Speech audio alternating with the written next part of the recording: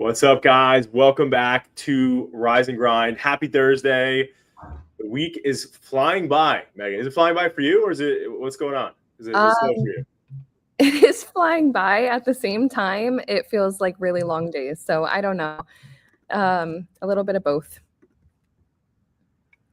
All right. Well, hey, regardless, we got Eat Clean Bro Gala coming up, which I'm pumped for. Obviously, every year we're a big supporter of that. We donate a pretty sizable amount to the Children's Specialized Hospital. So big shout out to Jamie and Kayla for all the work that they do, and anybody else who's involved in that. And Children's Specialized Hospital for what they do for the kids as well is remarkable. So really, really pumped for that. It's like the event of the year. So super, super pumped. It's coming up literally tomorrow. Mm-hmm. And I have to get a haircut. And you said right before we started filming, Megan's figuring out her dress situation, and but it is like the event of the year. I feel like everyone talks about going to this event. We see so many familiar faces and new faces, and I feel like it gets bigger and bigger every year, which is really cool. Yeah, I love that, and it's all for a great cause, and I think that's the most important part about it. So it's really cool. Mm-hmm. Yeah, I love hearing. I feel like they always feature someone's story or a few different stories, and that's always a tearjerker moment at the event. Yeah, true. That every year that gets me. Not a dry eye in the room. Not a damn dry eye in the room, Megan. Your lips to God's ears. Yep. So what's on our list? What do we got today? All right, so we're talking about the AI data center noise. I don't know if you heard about this. This is specific to New Jersey, but these AI data centers are everywhere. So I'm sure residents in different communities are experiencing the same thing. But there are videos that have gone viral of people living in Vineland near where the new AI data centers are popping up. And there is an extremely loud humming noise going through the entire community. And it sounds like it's this low-flying airplane or helicopter that's just this buzzing, and it's coming from the data center. And so residents are really upset over it, as one would be, right? Imagine like you go outside to try to just relax, and you hear this incredibly annoying, like it sounds like a buzzing sound. That's very annoying. Yeah, and then you got to think, sometimes when you walk under, like kind of near where our studio is, where there's the power lines, you know how sometimes you could hear them buzzing from the electricity? Yeah. It sounds like that times 1,000. So you've got to think, like, what kind of electricity, radiation, whatever it is coming from those data centers. But it's crazy. And only more and more of these data centers are popping up. So it's a scary thing to think about. They've got to control the noise or whatever's coming from them. Right. Yeah, no, that is very, very frustrating. I remember a while ago, me and Jacqueline one time, we were like looking at a house right next to the parkway, and in the backyard, you just heard car after car after car after car. Oh, and I'm like, I don't know how people could live like this. But now thinking about living near a data center and having like that data center, that buzzing noise or whatever you're saying, like that sounds so incredibly annoying. Yeah, I would be so annoyed. Yeah. And like, when you think about it, the people who live down in South Jersey, it's very rural, right? There's a lot of farmland. People love their outdoors. And so people in the comments of these videos are saying, like, imagine moving to South Jersey to just like really experience the outdoors and nature. And then this gets built right now, you know, and it's not like they're right next door to this building. Some people are a mile, 2 miles away, and they're still hearing it as if it's right above them. That's wild. Yeah. Now we're going to have to take a trip there and just like listen to this. Cause like, honestly, hopefully they don't build anything by us. Yeah. Hopefully they don't build anything by us. No, I really hope not. But we've talked about like people's electricity costs have been rising. And some say that it leads back to these AI data centers as well. So crazy, crazy stuff. We also have robotaxis being introduced in Vegas, which isn't something new, but it is interesting to see more and more of these automated cars popping up. It's not Waymo, it's a different brand or a different type of business. But to me, I don't know if I would get in one of these robot cars. And I'm saying that now, but I feel like in 20 years when it's the norm, you know, obviously I'm going to have to get in one. But I also think about there's so many US citizens that make a living driving people, whether it's Uber, taxis. Remember how valuable a taxi medallion was like Yeah. 10 years ago? It was like $1 Yeah. million to even get the medallion. And now anyone can drive anyone if you're an Uber True. driver, if you're a Lyft. Like, Right. yeah. And That now that a was a robot can big drive. issue. That was a big issue in New York in the beginning of Uber, Mhm. because of that, because of those medallions. So yeah, it's definitely wild. But back to your point though, like in 2000 and like, I remember like, I don't even know, like I forget when Uber really first came out, but like in 2014 or 2015, if you were to ever think you'd get in a random stranger's car, like they would take you to a place either drunk, which is back then I feel like the only thing I ever used Uber for, versus like now, but now it's so normal. I think the only thing that's really difficult is as it gets better, it's going to be obviously way safer if there's a lot Mhm. more just like AI in the road versus like people and like people texting and driving or like, falling asleep or whatever. Um, but the only thing I don't like about it in the now term of AI driving us, like there's no control or takeover, right? Like what happens, there's been in San Francisco, that's where they test a lot of the stuff in Silicon Valley. And it's Mhm. like some of the things you hear, it's like I'm in a car, there's no driver, and like the car didn't stop, or like I was in an accident, I couldn't get out of the car. So it's Yeah. like it wouldn't open the door. And it's like, what do you do if you're in an AI car, right? That's like not letting you out of the car, or you're going super fast and you can't get out of it. It's like that's the scary part right now. But like Yeah. when you think about it, modern conveniences, I was actually thinking about this on the way to work. Like I was thinking about I'm driving in a car where outside it's 60 degrees, right? And it's a Mhm. little windy. So I got in the car, like, I'm gonna put the heat on a little bit, right? And I thought about, 1,000 years ago, right? When it's like the modern conveniences that we have today, like people that had to go through the cold nights or building a fire to stay warm, are the people who gave us, at the, the modern conveniences now. Like they had to put in the legwork. But now we're the test dummies as it pertains to this stuff, right? So like, they're going to be talking about that in history books where it's like, the people who were first around for AI, like there were car crashes, there was this, there was that, there was, a takeover, who knows, you know what I mean? Mhm. But yeah, Someone just said I support AI driving. I need to be able to sleep on my 3-hour commute, and that's a long commute. And so I definitely understand that. Like if I was commuting that long, it's nice to have someone else drive you, and you can sleep, you can answer your emails, do a little bit of work. yeah. By the way, they had a great screen name, Megan.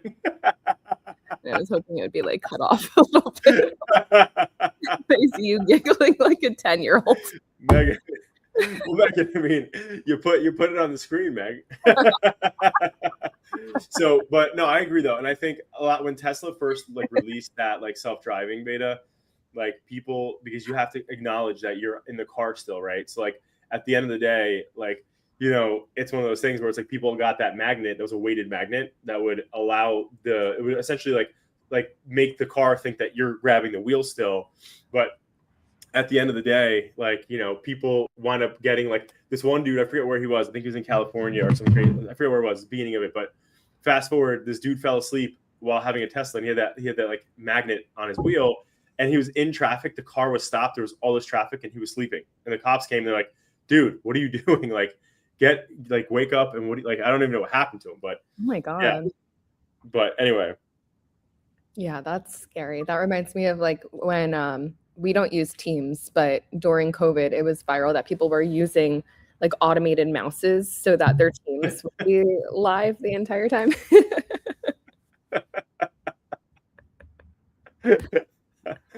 oh man. Oh gosh. You know what? And ultimately, one of the things though that like I wanted to connect on was essentially Anthropic recently released that like out of a huge recent case study that people are only actually using AI for 5% of its actual full potential.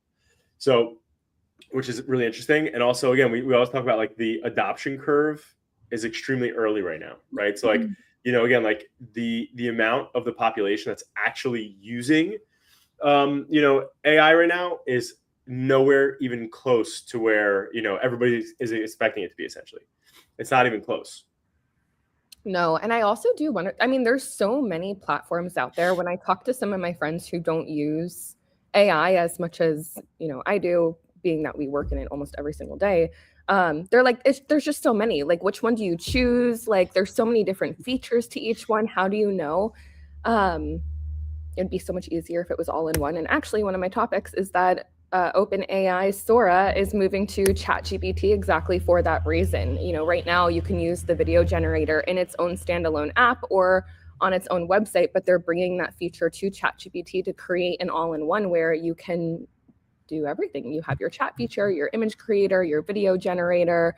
You can link it to all of those different integrations and not have to leave ChatGPT. So that's nice. Yeah, that's definitely convenient. Yeah, I know our team is going to like that. Our prompt engineers are going to like that. Definitely. So right now, MasterCard just launched their first AI virtual C-suite, which is like absolutely insane. So like essentially what they're doing is they're like MasterCard, so the system that they're calling virtual C-suite. So it will provide small businesses with AI roles like your virtual CFO, strategic financial planning, and financial analytics AI. Interesting. So you'll have executive level intelligence tools that only these major corporations had at one point. So what's so cool and interesting about that though is like, listen, like ultimately the way I think about that, right, is like obviously you can curate content, but like when you think about like the conversations that I'm having right now with ChatGPT about finances and stuff like that, right? What's going to be different? Right? Like when I'm talking to my Aura Rings advisor, that's an AI too. It's like if I ask similar questions, like you're getting kind of similar answers. And so it's going to be interesting to see how much different it actually is. You know what I mean? So, but again, MasterCard launching an AI C-suite is definitely interesting. Well, I think about it like for a lot of small businesses who, when you start a business, you have to wear all of the hats, right? And like maybe you're not good at wearing all of the hats, or like you're really good at what you started the business for. And I think a lot of the people or a lot of business owners in trades, like home contractors and stuff like that, like you're really good at what you do and what you build, not necessarily running a business. There's a lot on the back end. So I feel like that's a huge benefit to people who are trying to do it all and they're spread really thin, and there's ways to streamline that a little bit better. That's great. But again, you can ask ChatGPT. You're absolutely right. Yesterday I was testing between the Aura Advisor and ChatGPT, and I actually really liked my chat responses more than the Aura Advisors. Yeah. But if it almost in a way, like it would be so interesting if we found out that like at the end of the day, like all AIs are like coming from the same thing. Like it's just like, same source. Yeah. But speaking of AI, one of the topics that I have is like right now, like laws are being rushed by governments in this moment because like with AI transparency, like AI, like overreach situations, like, your data usage in AI, like where is it going? Like, copyright laws, so the crazy thing is like before there was that royalty free like images you can get on like, Splash, that I forget the name of that Splash. Splash, yeah. What's it called? Unsplash, right?